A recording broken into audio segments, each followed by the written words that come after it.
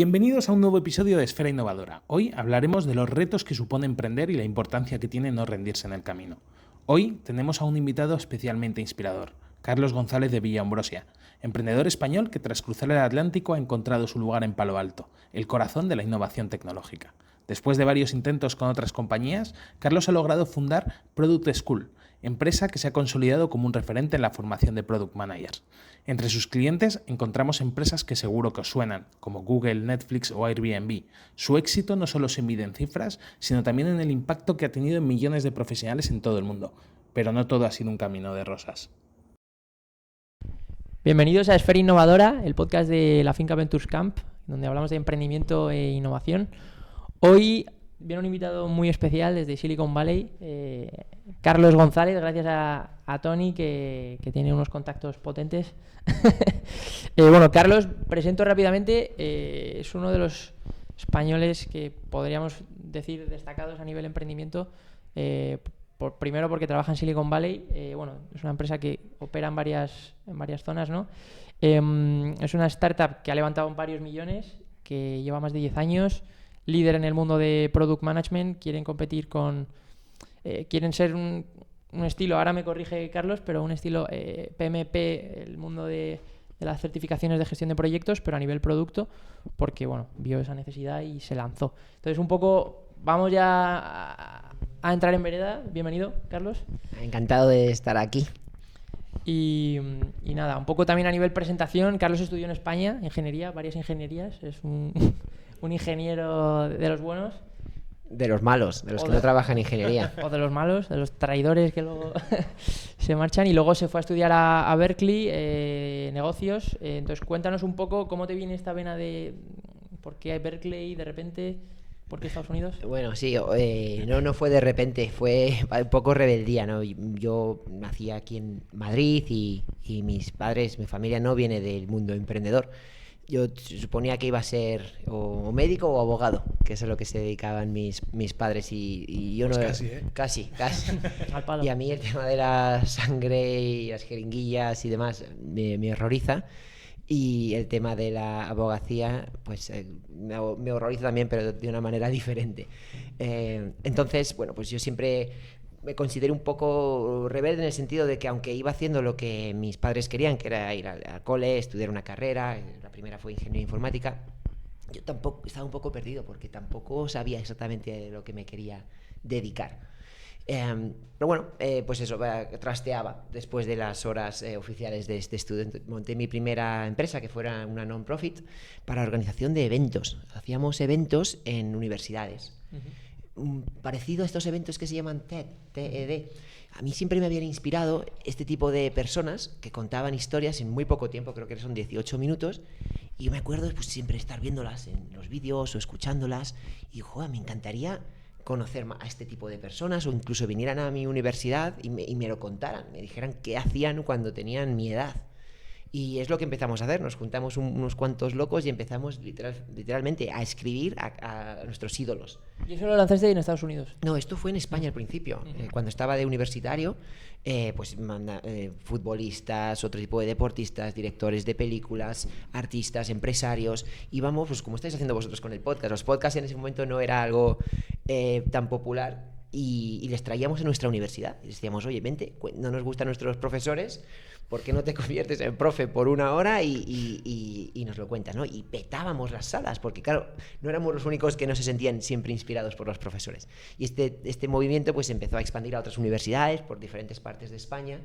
Y luego cuando fui a estudiar mi programa de negocios en Berkeley, en California, también empecé a montar este tipo de eventos allá. Y luego se montaron otros en Nueva York. En fin, fue la primera experiencia emprendedora. Aunque la verdad es que no generamos ningún dinero. Sponsors para pagar un poco la organización del evento y poco más, ¿no? Pero aprendí muchísimo más haciendo ese tipo de cosas y que precisamente lo que estaba haciendo durante el día en la carrera.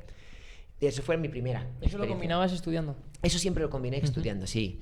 Y luego mi segunda, que ya sí fue una empresa, digamos, for profit, fue una evolución de esta primera non-profit, que dijimos, bueno, estos eventos están muy bien, inspiran a mucha gente, pero al final la gente vuelve a su día a día y es difícil cambiar ese comportamiento. Entonces creamos una empresa de educación, siempre he estado muy metido en esta industria, que permitía... Carlos, pégate... Oh, sí, perdona. Era una empresa de educación que permitía a cualquier persona ser un profesor y crearse cursos enseñando habilidades.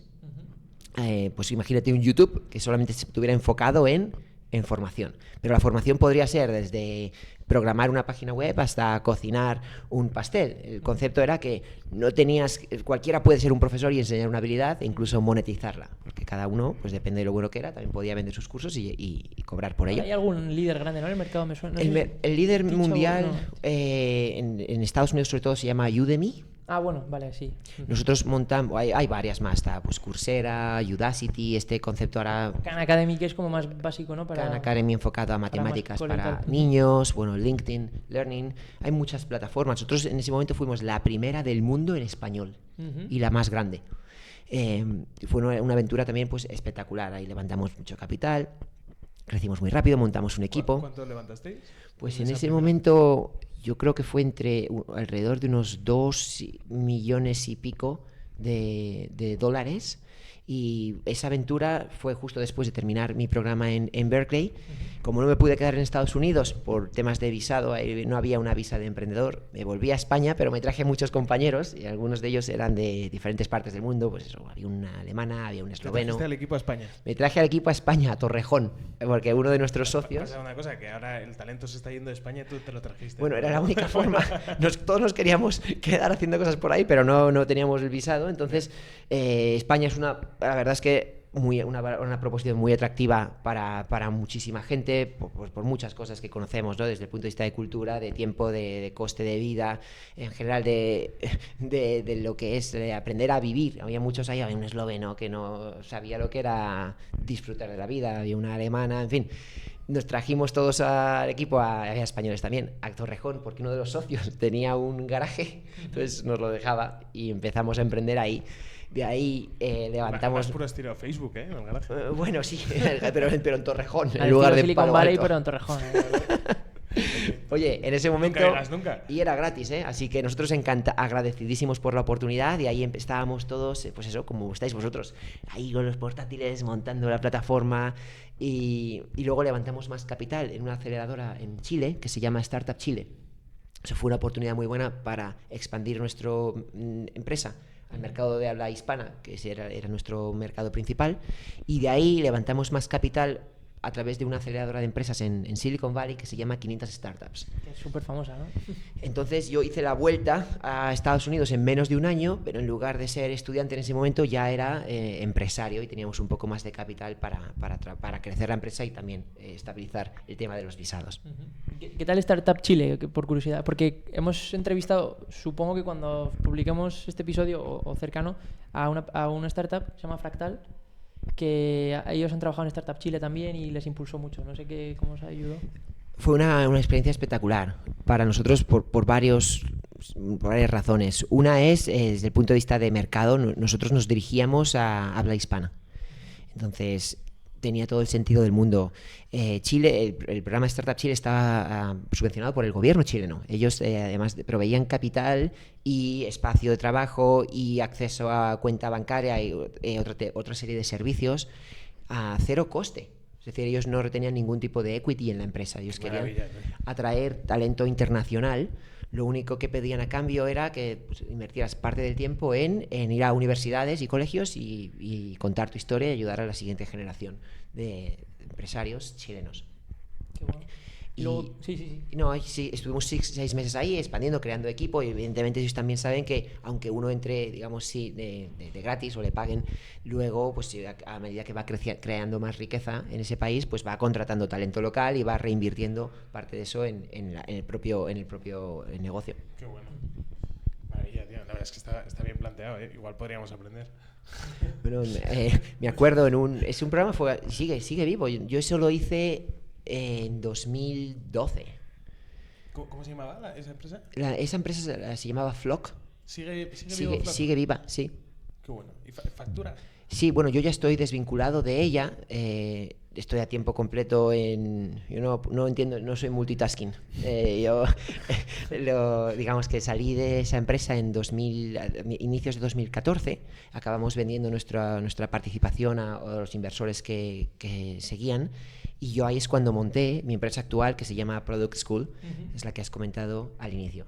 Esa ya estaba en San Francisco. Y el inicio fue completamente diferente a las otras dos. La primera fue una non-profit, la segunda fue una for-profit, pero el capital fue levantado de Venture Capital. Y esta tercera hice lo que se llama bootstrapping, que es yo solo contra el mundo, sin levantar ningún capital, y así lo hice durante los primeros 7 años y medio, 8. Te voy a hacer una pregunta súper rápida, ¿vale? Porque afortunadamente, gracias al podcast, estamos conociendo un montón de historias, y a mí una de las cosas que más me gusta es entender por qué surge cada empresa, cada una de las empresas, ¿no? Y cada historia es completamente distinta. ¿En qué momento dices necesitamos educar a la gente en Product School? O sea, ¿en qué momento dices necesitamos sacar Product School porque el mercado realmente lo necesita? Pues ojalá te pudiera dar una respuesta más elaborada y decirte que utilicé mis conocimientos en el programa de negocios de Berkeley y hice un estudio de mercado. No, todas mis empresas o emprendimientos han sido a raíz de una necesidad mía, de solucionar uno de mis problemas. Yo monté la empresa no profit de eventos porque me rebelaba ante la educación tradicional y quería aprender de otras personas que no estaban en la academia. Monté la siguiente empresa porque me di cuenta que los eventos no eran suficientes y que, además de inspirar, quería ayudar a que la gente aprendiera algo y lo utilizara para crecer en su vida. Y esta tercera, de Product School, de enseñar a la gente cómo crear productos digitales, fue porque yo lo que me di cuenta es que por mucha carrera que hice de ingeniería o de negocio y demás, en ninguno de esos sitios nadie me enseñó nada sobre crear productos digitales. Y es algo que he tenido que aprender por necesidad durante toda mi vida, y quería crear esa escuela que me hubiera gustado tener antes. Lógico. Vale. Entonces, si quieres, introdúcenos, ya que has hablado de Product School, ¿qué es actualmente? Ahora, actualmente es la comunidad de Product Managers más grande del mundo, con más de 2 millones de profesionales por todo el mundo.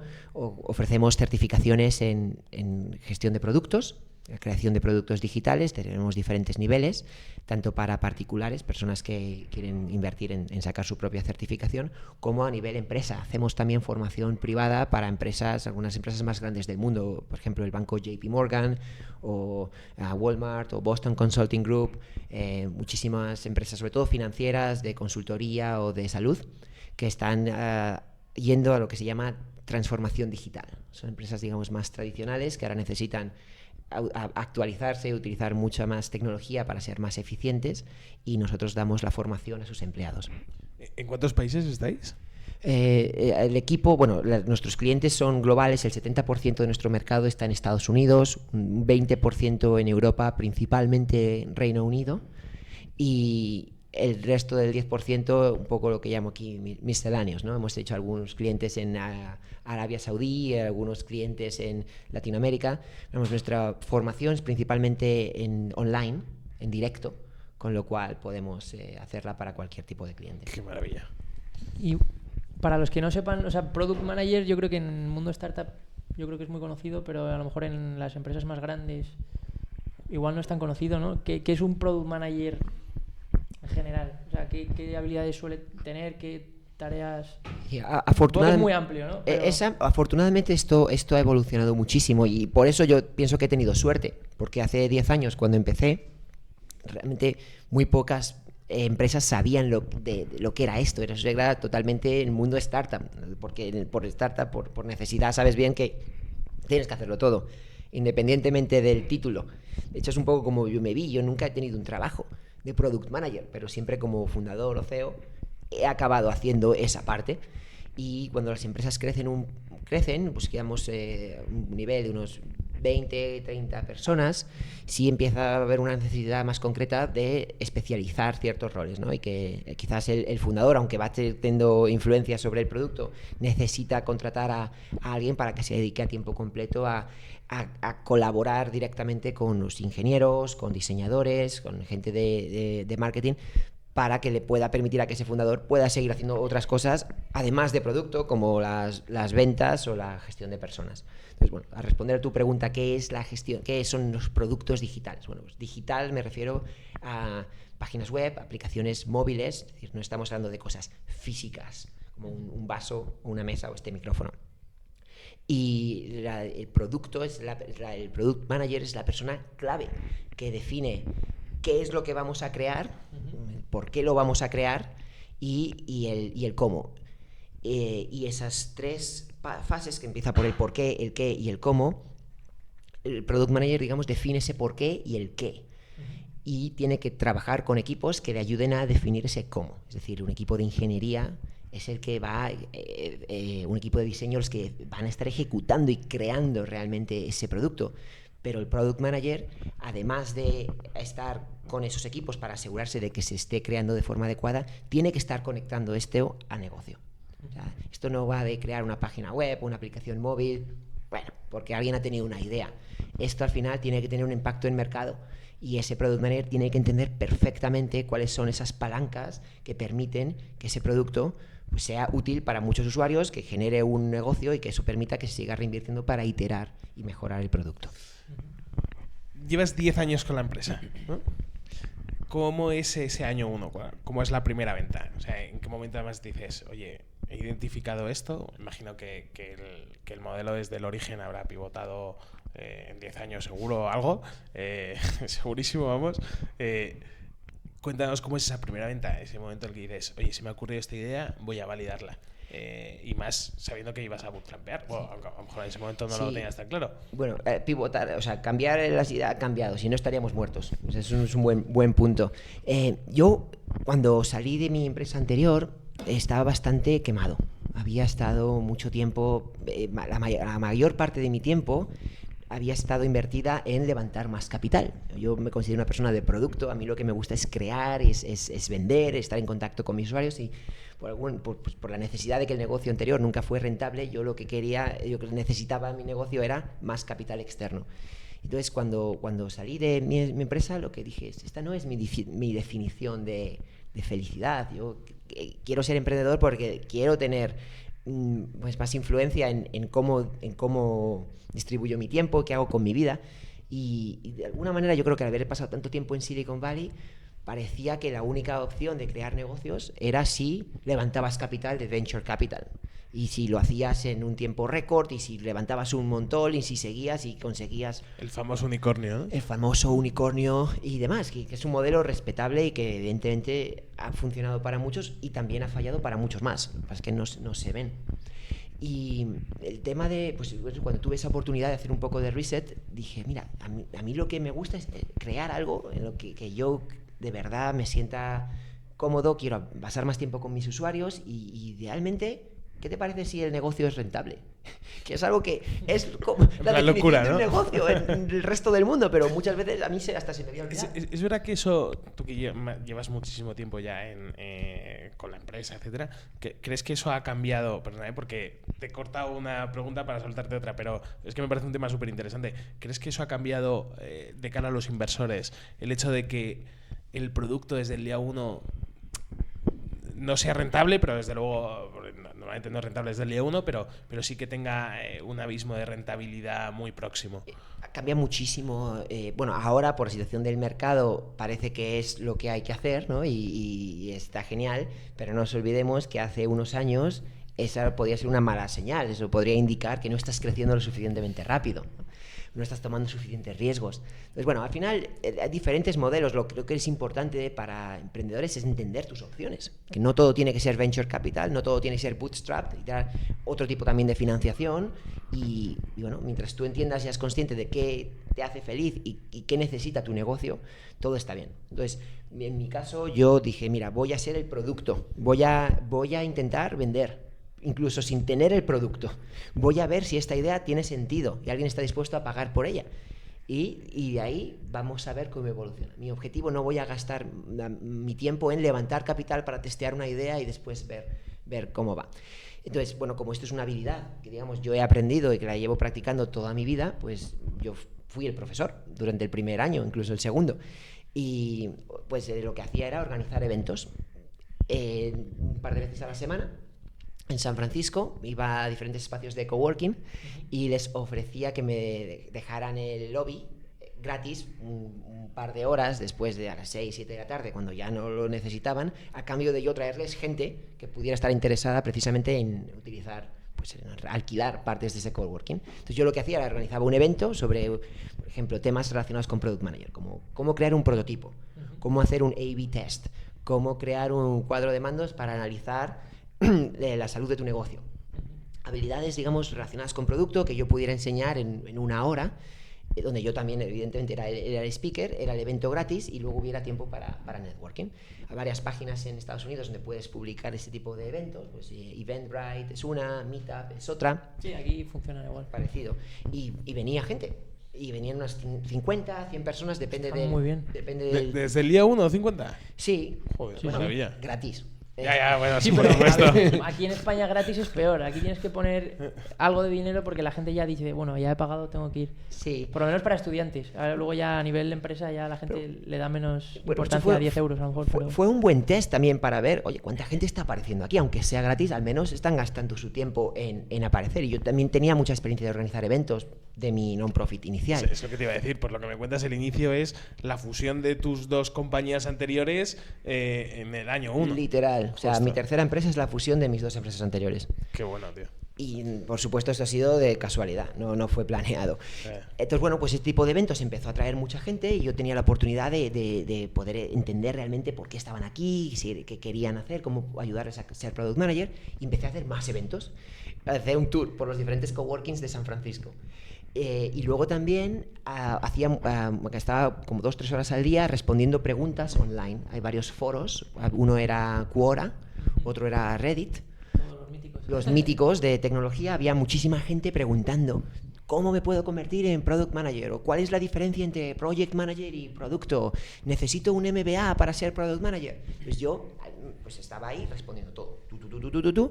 Y luego con esta gente, sobre todo en Quora, no en Reddit, como podías ver su nombre, luego conectaba con ellos en LinkedIn. Muchos de ellos estaban basados en San Francisco. Entonces a ellos luego les invitaba a mi evento presencial o intentaba quedar con ellos uno a uno. Es decir, encontré mi grupo inicial de clientes haciendo ese tipo de actividades de marketing de guerrilla y entendiendo que al final tampoco necesitaba tantos clientes, porque al ser yo el instructor del primer curso, con tener 8 o 9 tenía más que de sobra para cubrir todos los costes y empezar a arrancar. ¿Y luego cómo empiezas a crecer? A nivel primeras contrataciones... Pues muy despacio, muy despacio, quizás demasiado despacio. Yo casi los 2 primeros años lo seguí haciendo yo. Es decir, los cursos eran en presencial, ahora todos son online, pero en su momento eran en presencial. Alquilábamos salas de reuniones en los coworking space, con lo cual no tenía ningún coste fijo. Era todo variable. Si hay clase, alquilo sala. Si no hay clase, aquí no pasa nada. Y hacía cursos pues 2 veces a la semana por las noches, porque nuestros alumnos son profesionales que tienen trabajo a tiempo completo. Empecé a crear una segunda edición en fines de semana. Esa era los sábados por la mañana. Luego los días que no daba clases estaba como speaker en eventos. Es decir, tenía como 2 trabajos, uno de profesor en las clases y otro de marketer durante los días que no había clase. Y entre medias, pues imagínate, todo lo necesario para mantener el chiringuito. Pero me acuerdo una anécdota, me preguntas cómo era el primer año, pues en Estados Unidos dicen esto de fake it until you make it, ¿no? De tratar de hacer algo aunque no lo tengas, de vender, de estar ahí. Pues yo trabajaba en un coworking una de las salas, una mesa me dejaban, pagaba poquito, y cuando tenía alumnos interesados en pagar por el programa, les invitaba y les daba un tour por el coworking y se los presentaba como si fuera mío. Yo iba por ahí, había una sala, había un par de personas haciendo una reunión, digo, sí, aquí tenemos unos alumnos haciendo una sesión de brainstorming, aquí tengo al equipo de ingeniería, y ves ahí a 4 tíos con los que no había hablado en mi vida, que estaban trabajando en otra startup, ¿no? Pero bueno, eran esos inicios de tratar al final tu producto tiene que ser bueno, ¿no? Y eso es la convicción de que toda esta gente, o sea, casi todos, acabaron consiguiendo trabajo de product manager o consiguiendo promociones. Pero sí es cierto que hay una necesidad por tener una percepción y dar una tranquilidad a un usuario, porque nuestra formación no era barata, nuestro intento no era posicionarnos como la opción barata porque somos una startup y aquí vas a pagar menos que en otra universidad. Era lo contrario, era, oye, precisamente muchos de los cursos en las universidades no te van consiguiendo un trabajo en este tipo de habilidades. Nosotros lo podemos hacer de una forma muchísimo más eficiente, es decir, lo vas a hacer en 2 meses a tiempo parcial, pero también lo vas a tener que pagar, y lo podemos corroborar porque el retorno en inversión está muy claro. Si vemos que la mayoría de nuestros alumnos consiguen un trabajo de Product Manager de aquí a 6 meses y esto te ayuda a incrementar tu salario en unos $20,000 o más, pagar 3.000 o 4.000 es un no-brainer, ¿no? ¿En qué momento, Carlos, empezasteis a digitalizar todo eso? Año 2 y medio, cuando ya estoy a punto de morir, básicamente. No, pero literalmente, o sea, acabé en el hospital una vez, ¿no? Yo creo que fuera fatiga o mini infarto. Pensaba que decías de morir de... No. Bueno, de la empresa. O sea, pero esto es mucho peor, tío. Es mucho peor. Y no lo digo por dar pena, al revés. Lo digo precisamente para intentar inspirar a otras personas a que puedan delegar antes si realmente tienen algo que esté funcionando, ¿no? Yo estaba obsesionado, estaba tan quemado de mi experiencia anterior de crecer demasiado rápido, de levantar demasiado capital y de nunca ser rentable, que aquí creo que pequé de lo contrario. Mira, hay que ser rentable desde el día 1, lo voy a hacer todo yo. No sé si merece la pena contratar a alguien porque va a ser muy caro o va a tener ese mismo interés en mantener la calidad, pero bueno, me llegó tarde, pero al final tuve que hacerlo. Y la realidad es que había gente muchísimo mejor que yo en diferentes aspectos y que ojalá los hubiera podido contratar antes. Mis primeras contrataciones fueron instructores, es decir, empecé a ir a product managers muy top, ¿no? De empresas como pues, Google, LinkedIn, Netflix, Airbnb, Uber, todas estas están en San Francisco. Claro. Y estas empresas llevan creando productos mucho antes de que esto fuera, digamos, ahora mainstream, porque ahora vemos a empresas de bancos, de hospitales, de todo tipo, que tienen product managers, pero en ese momento eran más las empresas tech. Y yo no conocía algunos, pero tampoco tantos, y un poco de forma descarada, pues les escribía, pues por LinkedIn o por Instagram o por donde fuera, y les contaba lo que estaba haciendo, y muchos no me respondían, y de repente unos pocos dijeron que sí.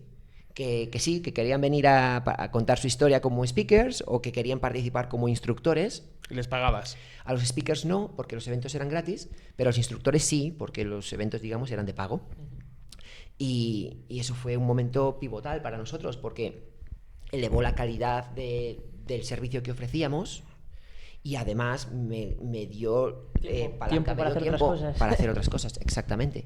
Pues ahí empezamos, cuando me di cuenta que había gente que podía hacer esto y muchísimo mejor, a expandir a otros campuses fuera de San Francisco. Entonces creamos otro en el sur, en la zona de Palo Alto, creamos uno en Nueva York, otros en Los Ángeles. Al final tuvimos 16 campus físicos, siguiendo el mismo modelo. Mal, ¿eh? Eran 14 en Estados Unidos, uno en Londres y uno en Toronto. No teníamos ningún tipo de coste fijo, porque siempre había un coworking space donde alquilar salas y talento suficiente como para ser profesor en esos cursos. Grandes ciudades, ¿no? Imagino que era tu foco. Claro, ahí teníamos que ir a las ciudades más grandes, donde hubiera más demanda por temas de producto. Suele ser empresas donde hay más startups, donde hay más tecnología. Pues imagínate, estamos hablando de Seattle, estamos hablando de Chicago, en Austin, en Miami.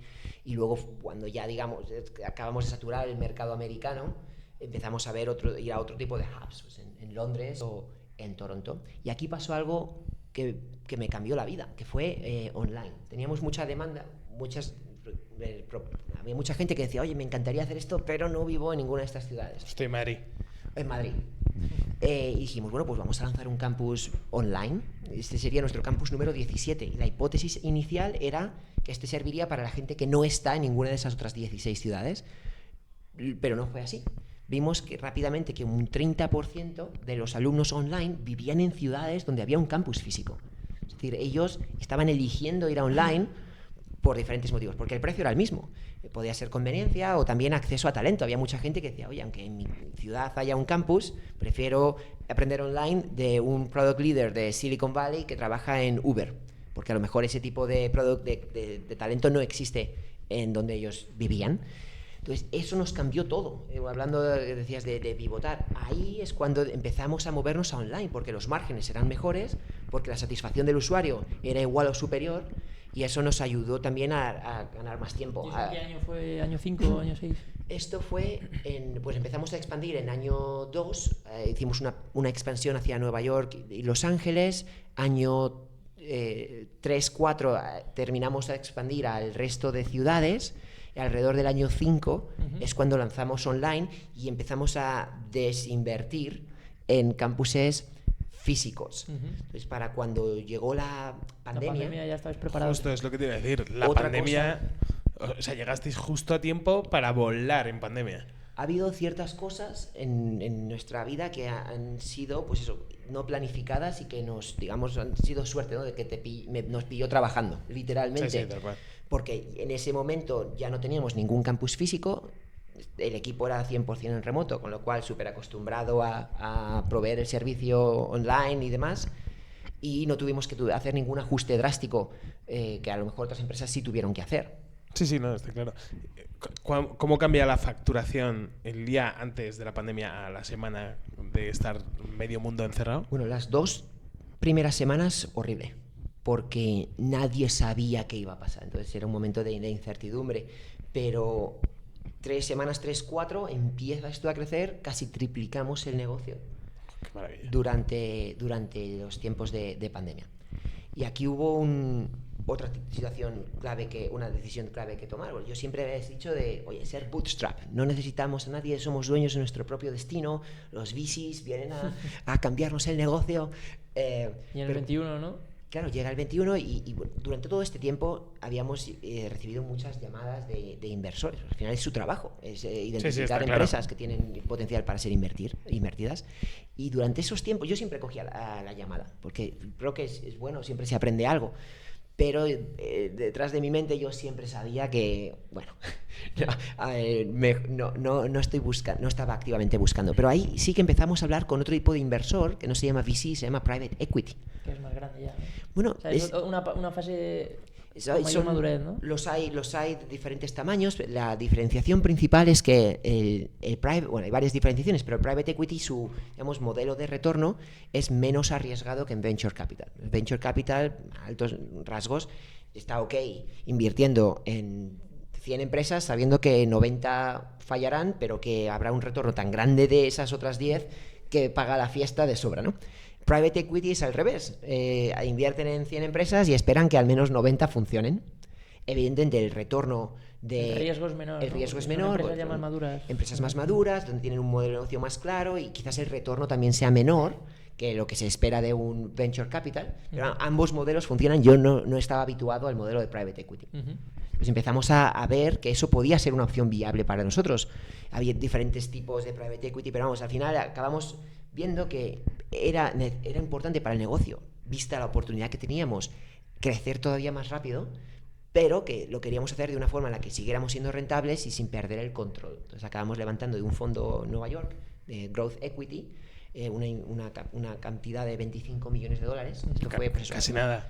Alrededor de 2 millones, pero vamos, lo hicimos en unas condiciones muy favorables porque, digamos, ya no éramos una startup en fase idea, ¿no? Teníamos un track record de 8 años siendo rentables y ellos compraron una parte minoritaria y pues hemos seguido creciendo con ellos y la verdad es que ha sido una decisión adecuada. ¿Dónde era el Private Equity?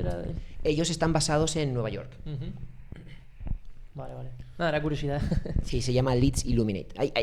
Fue un mundo para mí. Yo no sabía ni que ese tipo de inversor existía, ¿no? Y hay muchísimos. De hecho, hay más fondos de private equity que de venture. Lo que pasa es que en San Francisco parece que la única opción es venture. No, es verdad que dentro del mundo de las startups Solo se habla el de private equity, como sobre todo en las fases iniciales, es como más difícil llegar a ellos, acceder a ellos, porque en las fases iniciales, las que todavía tienes mucho que demostrar, el private equity está un poco más escondido. Eso es cierto, eso sí es cierto. Ellos toman menos riesgo y parte de ellos es esperar a que las empresas estén más maduras, con lo cual en estados iniciales no conozco ningún private equity. Hay como, digamos, ciertos, como lo llaman, como hitos, ¿no? Que esperan que empresas cubran. En lo que yo he visto, empresas private equity empiezan a invertir en empresas que a lo mejor han hecho ya $10 millones en facturación, en fin, que tienen un track record claro. Y luego había muchos grupos que nos decían, y sois demasiado pequeños para nosotros, porque nosotros solo invertimos cheques de 100, 200 millones, es decir, hay un mundo allá de diferentes niveles y es igual de válido. Para nosotros fue una muy buena opción. Hemos pasado la luna de miel, como quien dice, hemos invertidos por ellos más de 2 años y seguimos enamorados. Realmente es un grupo que nos aporta valor. Y una cosa también curiosa de private equity es que son muy egoístas, en el sentido de que no les gusta compartir. Las rondas de financiación de venture, en general, buscan una salida rápida. Y tiene muchos, ¿no? Rápida. Hay gente que a lo mejor tienes un business angel que invierte un cheque pequeño, tienes diferentes fondos que invierten. Private equity es todo para ellos. Ellos ponen un gran cheque y ya está. Lo quieren compartir, en general. Y un poco siguiendo la ruta que decíamos de crecimiento, ¿en qué punto llegáis a tener ya equipos que tenéis ahora mismo en España, Latinoamérica, Sí, Estados Unidos? Estados Unidos. ¿Cuántos empleados tenéis? Somos alrededor de 100 personas, incluyendo los instructores. Está mal, ¿eh? Y pues sí, bueno, eso es una parte muy interesante. Pasamos de yo en 2 años intentando no contratar a nadie y pues eso, asegurar la calidad a empezar a sentirnos mucho más cómodos invirtiendo. Y eso la verdad es que funciona. Lo que pasa es que hay que hacerlo, para mí, cada vez que invierto en contratar a alguien, lo hago de una forma muy estructurada. Es decir, quiero entender cuál es el retorno para la empresa, cuál es la necesidad real. No me gusta crecer y luego tener que ajustar, que es lo que hemos visto muchas empresas han tenido que hacer durante el año y medio anterior. Somos en 100% en remoto, 1/3 del equipo está en Estados Unidos, otro en Latinoamérica, principalmente México, y el otro en Europa, principalmente España. ¿España, Madrid o...? Una distribución Madrid, Barcelona y luego otras ciudades. Vamos, el equipo es súper internacional. Creo que dentro de las ciudades donde estamos basados representamos más de 25 países y colectivamente hablamos más de 15 idiomas. Y esto es un tema importante porque España es un polo de atracción de talento internacional espectacular. Hay muchísima gente que vino aquí como estudiante o de otras maneras y le enamoró y quiere seguir en el país. Y una vez tú empiezas a contratar... El caso lo tenemos ahí delante, Isabela, que está detrás de las cámaras, es uno de los casos clarísimos. Sí, y bueno, pues debería estar ahora delante de la cámara para contarnos. Yo lo que he visto es eso, que una vez empiezas a atraer este tipo de talento, ellos mismos se convierten en abanderados y atraer otro tipo de talento internacional, y al final, de forma orgánica, uno acaba creando un equipo súper multicultural, que puede ocurrir de la forma opuesta. Si uno no invierte pronto en tratar de atraer este tipo de talento, al final se crea un equipo demasiado grande con falta de diversidad. ¿Y sientes ahora que la empresa ha crecido tanto en los últimos años que ese talento, ahora te voy a poner un caso muy claro, ese talento se está acercando a vosotros? O sea, ya no tenéis que salir a buscar talento, sino que el talento va a vosotros. Sí, las dos cosas hay que hacer. Es decir, por mucho que sí, evidentemente... Depende del tipo de perfil, ¿no? También. Sí, evidentemente ahora pues, hay muchas más personas que nos conocen y eso ayuda a la hora de reclutar talento, pero no es suficiente. Tenemos un equipo de talent acquisition que tiene que estar continuamente tratando de ganar ese talento, porque al final es mucha competencia. Para los buenos hay mucha competencia, aunque el mercado no siempre esté tan bien.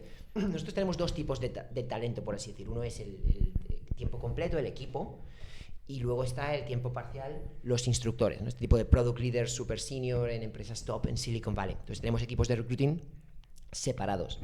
Y sí, ocurre lo mismo ahí. Tenemos muchísimos product leaders que dicen, oye, mi amigo el de Google es instructor y yo también quiero hacerlo. Entonces eso también nos ayuda con lo que llamamos inbound, pero vamos, outbound es fundamental. Y luego, supongo que habréis visto estadística, dicen las oportunidades de empleo, las que se ven, las públicas, son solamente un 20% en general.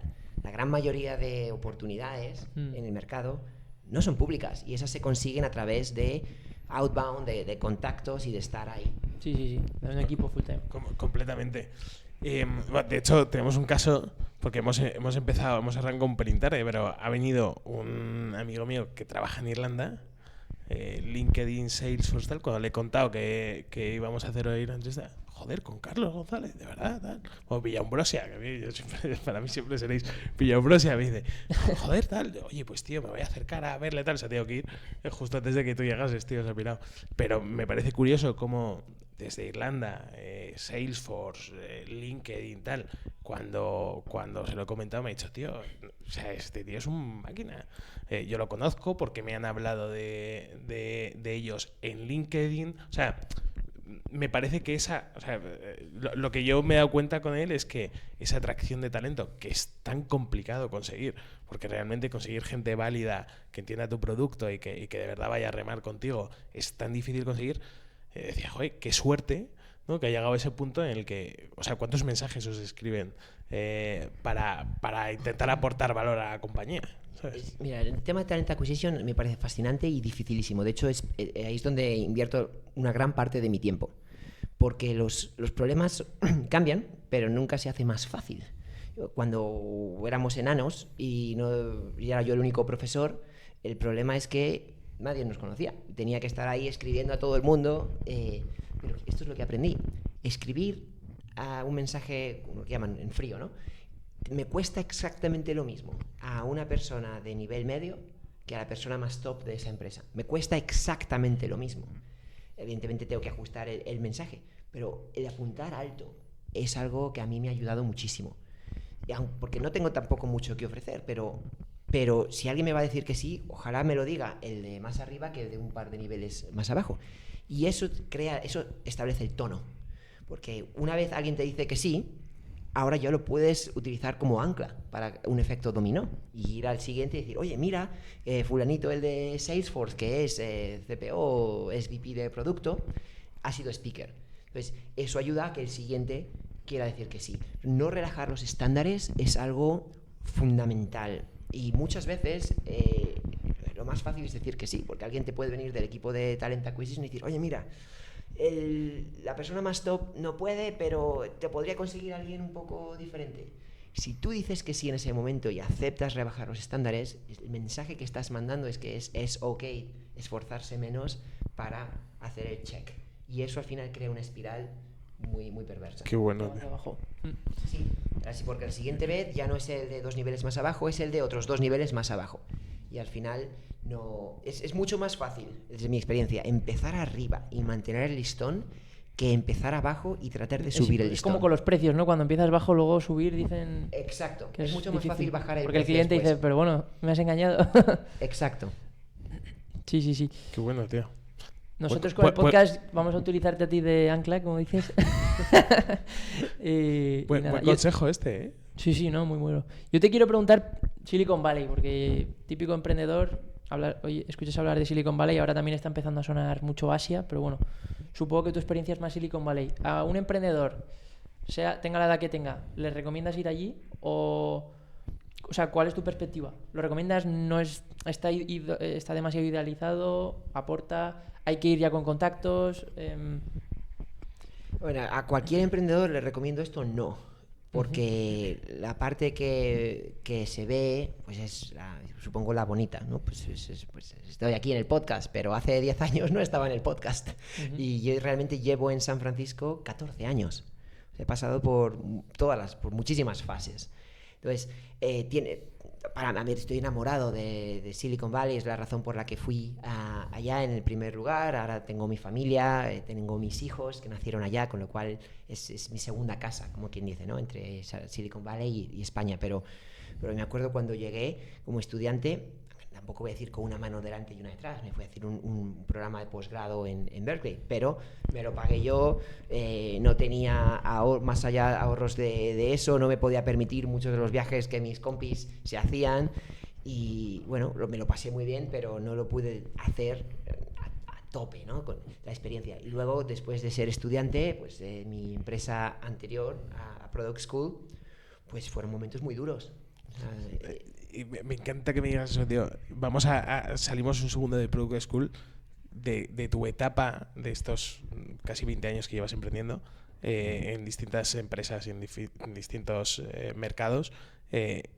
Cuéntanos lo que no se ve, lo que no se cuenta. Sí. Lo que contarías si no hubieses conseguido lo que has conseguido. Sí, mira, se me pone incluso la piel de gallina de pensar esto porque no siempre se habla de estas cosas, o incluso cuando se habla de estas cosas siempre se les pone un spin positivo, como de sí, yo me iba a morir y de repente salvé el mundo. Sobre todo en Estados Unidos, ¿no? Que es un poco la actitud allí. Entonces, bueno, y es una buena habilidad el saber venderte, pero creo que también es importante el ser auténtico con cómo se comunica.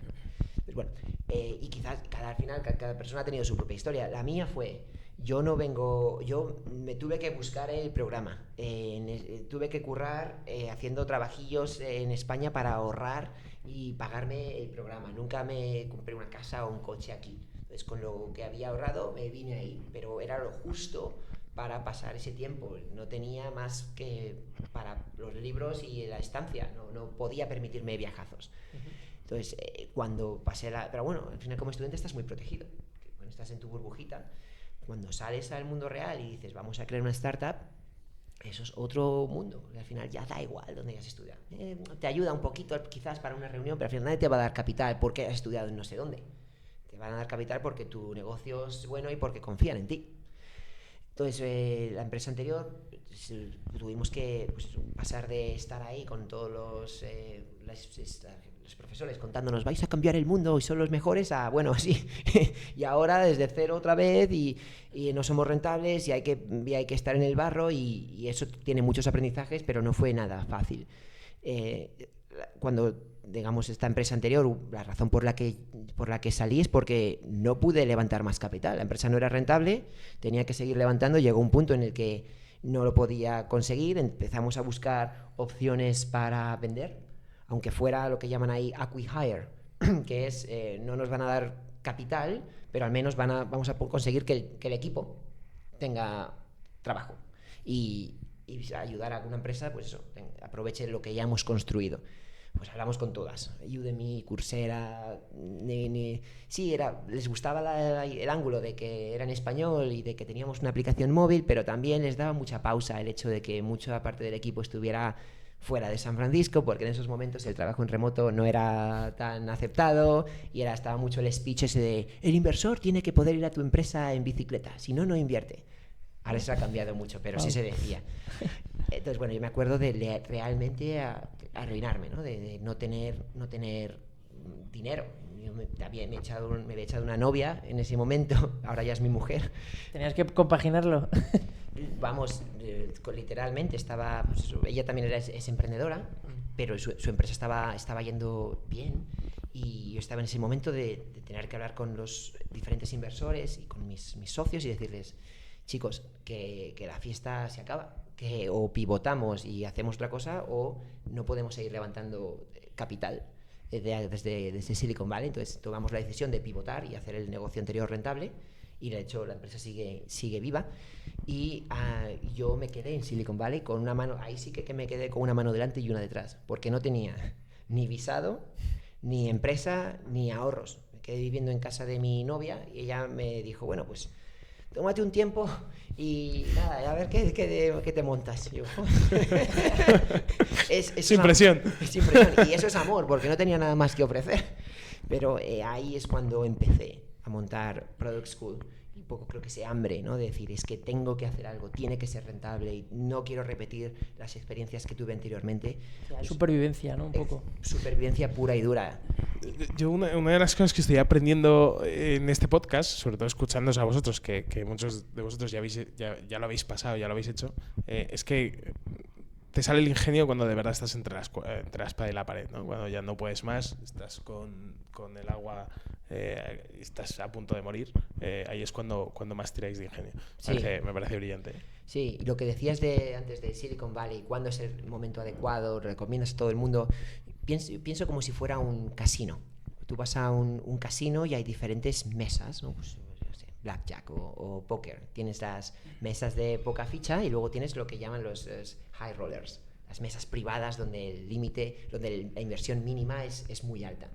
Para mí Silicon Valley es una mesa de inversión muy alta. Entonces, creo que si vas con muchas fichas, tienes la opción de ganar mucho.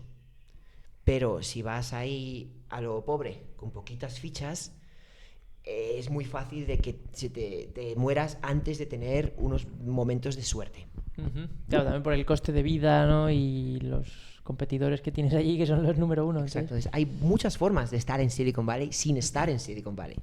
Ahora más que nunca. Y creo que eso es una opción interesante para mucha gente que a lo mejor diga, oye, pues esto me parece, lo quiero, pero no sé si todo o cuándo. Uno puede montar ahora mismo una empresa en Madrid, por ejemplo, pero sí que creo que es importante que si tu negocio requiere de inversión, de venture capital, si tu negocio tiene competidores en Estados Unidos que estén basados en San Francisco, pasar un tiempo, aunque sea de visita, un mes, una semana, de forma recurrente, ayuda mucho.